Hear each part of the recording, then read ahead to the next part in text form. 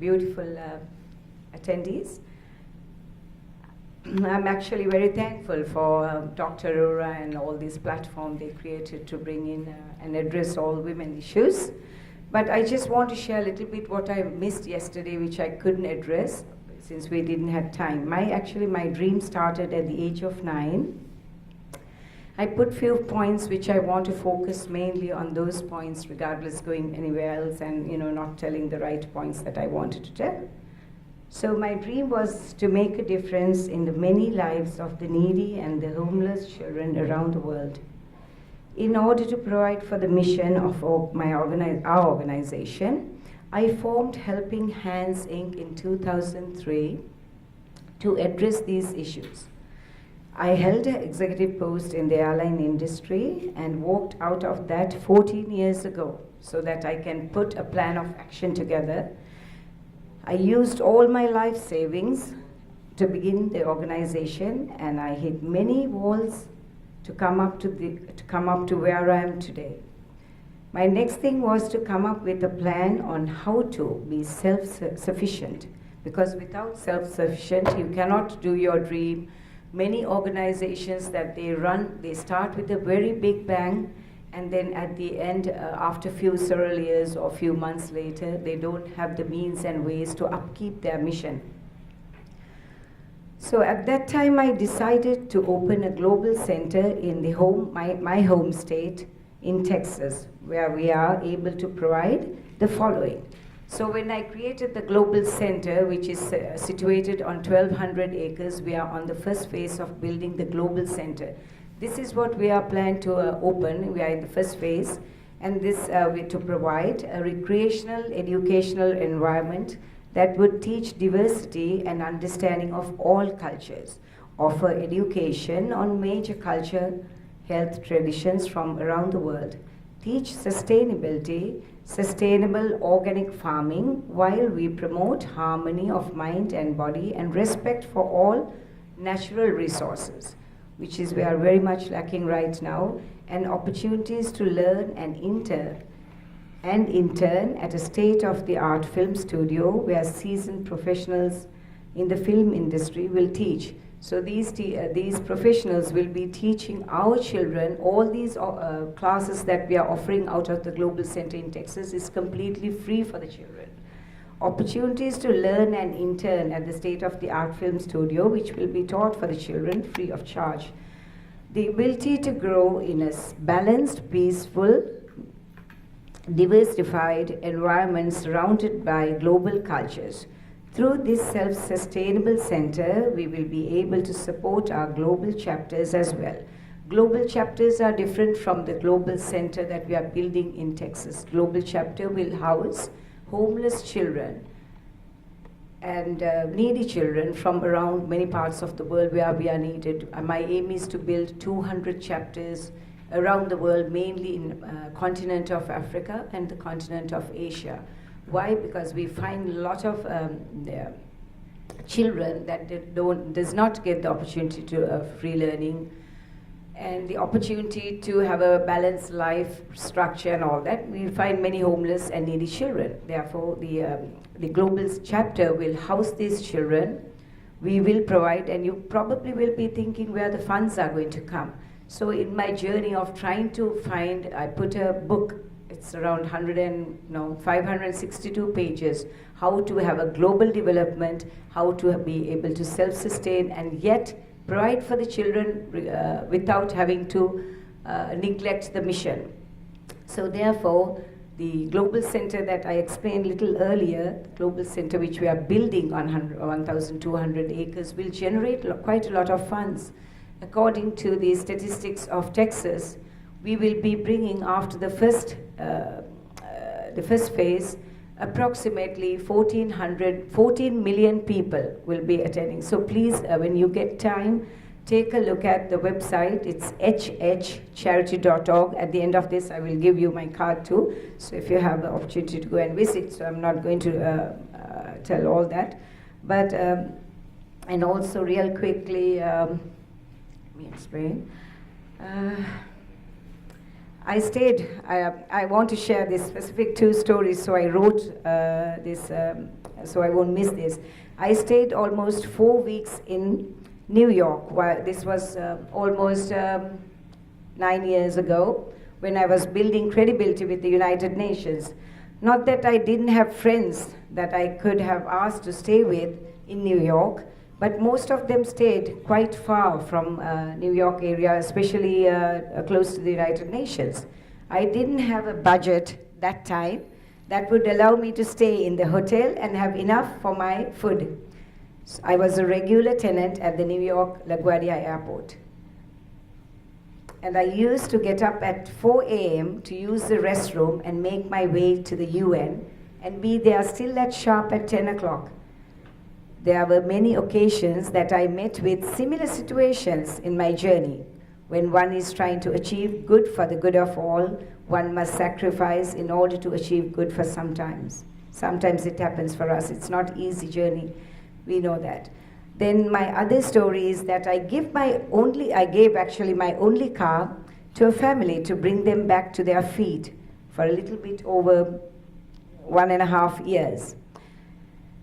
Then I walked to my meetings, and I held my meetings still closer to my residence, so that, and distance, I sometimes walked miles for my meetings, just to let them know what I'm doing, just to bring that awareness. My point in this story is that if one has determination and perseverance, that they can achieve their dream. During one such visits to the United Nations, I met Prince Emmanuel. Prince Emmanuel is from Monte de Agrela. It's a small country. It's actually the third smallest country. First is the Vatican, then second is Monaco, third is Monte de Agrela. Monte de Agrela was formed, I will tell you what is Monte de Agrela anyway. So he appointed, actually I was nominated by the Prince as the first woman Parliament Minister for Peace for Monte de Agrela. Now I would like to say a little bit about the country. It is with immense respect and interest that we formally invite you to. I actually wanted to tell this to all the others yesterday too, but here I would like to address this as well to you, to the attendees today, to open a dialogue, establish relationship with all of you and your great nations, countries, in this regards to propose impact investment initiative by way of accelerating blue-green clean tech sustainability, which curbs climate change for us and for our children, generations, directly benefiting all our countries and environment. Finally, eventually, the planet Earth. That is about the country, and I would like to share something also little bit about the equality. Yesterday, I couldn't really emphasize on that, but I know the world is full of peace and harmony. It's an ideal path. As however, equality plays a major role. This I don't know how many times I try to emphasize this. Creating a better world and how we use and implement equality, it's very, very important. In creating a better, peaceful, harmonious world, we do not have to wait for declarations, our leaders to make implement this or pass some sort of a bill. Each one of us is responsible, and we can make that difference in creating a better world where peace and harmony must be present. Equality is another way to show respect for all beings, regardless of their creed, religion, color, and for their culture and their religion mainly. Also, we should be able to live and let live. It's very, very important. That is one thing that when I visited last 2 months ago, I was in Africa. I visited more than 70 heads of the states, presidents, prime ministers, just to sign the MOU for the country Monte de Agrela.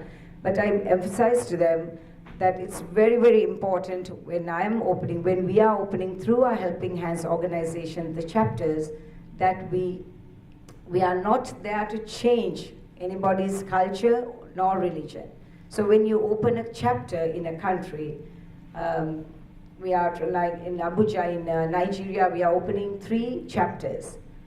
Nobody needs to come. We should be very mindful that when we go to these countries and open chapters for the homeless children, that we really provide the thought, the mission, the humanity that we starts from. We want to provide the food, then of course the education, then shelter, and so on and so forth, but not change their way of thinking, their religion. Those homeless children, even though they are homeless and they don't have anything, they have somewhere along the way, they had parents, they had their cultures and their religions. So if we provide the proper tools for them, they have education. Once they get the knowledge and the education, then they will choose on their religions and all that. So that is what I do. And as the Minister of Peace, I travel now for the next 3 months. I'll be traveling throughout Asia, signing the MOUs. MOU is a Memorandum of Understanding, of course, from between Monte de Agrela and that particular country.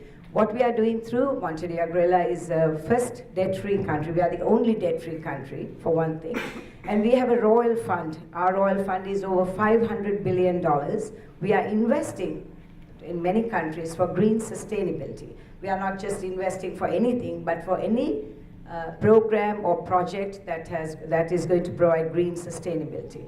And so through that fund, we are investing to build the global chapters. So that's what I was telling before.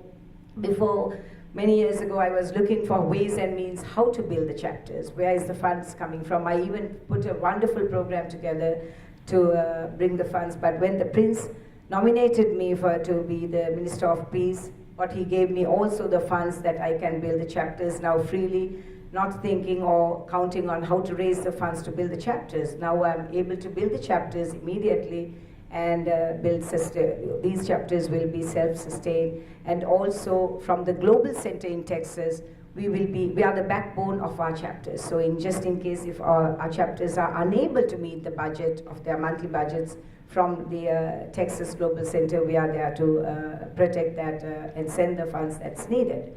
So please, about the Global Center, that's all about Monte de Agrela. Please go visit Monte de Agrela website as well. The government website is www.P